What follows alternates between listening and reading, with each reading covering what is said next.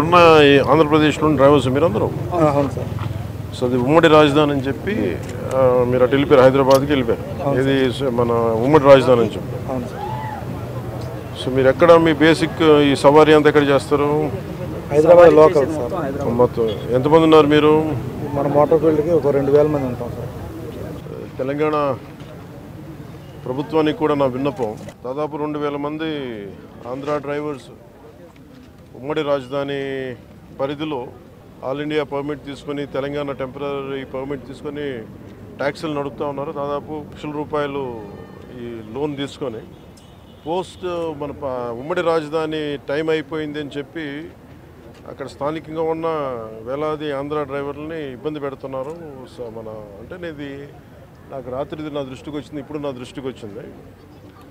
నా appeal to Telangana గవర్నమెంట్కి, అలాగే తెలంగాణ డ్రైవర్స్ సోదరులకు కూడా నా విన్నపం, ఆంధ్ర డ్రైవర్ ప్రతినిధులు కూడా మీ పొట్ట కొట్టాలని కానీ, తెలంగాణ డ్రైవర్ సోదరులు పొట్టలు కొట్టాలని కానీ, వారి కుటుంబాల తాలూకు ఆ సంపాదనని దెబ్బ కొట్టాలని కూడా ఎవరికి ఉద్దేశం లేదు.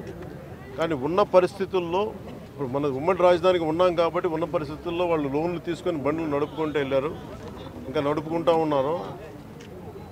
నడుపుకుంటా ఉంటే ఈ పరిస్థితుల్లో మనకి గొడవలు దేనికి? నా అప్పీల్ టు తెలంగాణ డ్రైవర్ సోదరులకు కూడా నా అప్పీల్ ఏంటంటే, తెలంగాణ సంక్షేమం కోసం, తెలంగాణ బాగు కోసం కోరుకునే వ్యక్తుల్లో నేను చాలా బలమైన వ్యక్తిని.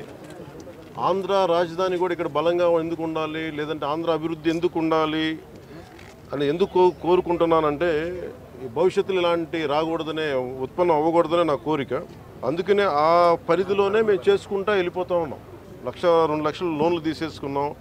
మాకు కనీసం కొంత సమయం కావాలి లోన్ తీర్చడానికి. ఇక్కడ నిజంగా నేను మాటిస్తున్నాను తెలంగాణ డ్రైవర్ సోదరులందరికీ, ఒకసారి ఇక్కడ రాజధాని పనులు మొదలవగానే అందరికీ కూడా ఇక్కడే పనులు ఎక్కువ ఉంటాయి. మీ అందరికీ కూడా మనస్ఫూర్తిగా, ఎందుకంటే మనందరం కార్మిక సోదరులందరూ బాగుండాలి, వారి కుటుంబాలు బాగుండాలి, మీ కుటుంబాలు బాగుండాలని కోరుకునేవాడిని.